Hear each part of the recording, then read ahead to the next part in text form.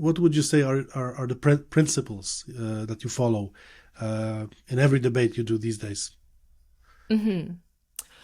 So I guess obviously the previous preparation is crucial. I mean, I don't think a moderator needs to be an expert on the subject matter, but having some knowledge always helps. I mean, I'm normally called for events in the energy and climate field. So from this point of view, I probably have a certain advantage, or I don't have to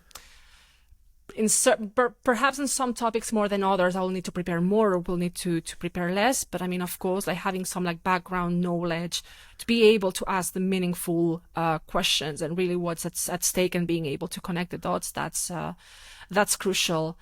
It's always good to have also some approach to with the speakers beforehand. I always try to at least like send them a message beforehand.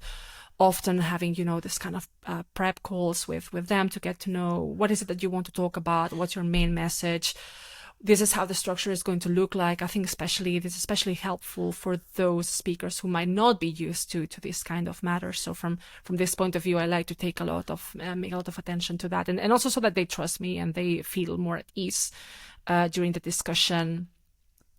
And then I think what's very important, and probably I should have started with that because that's really the key, is to keep the audience at the heart of it, to understand, what your audience is, what the audience expects to get or should expect to get from this discussion. What's their level of knowledge on this subject matter?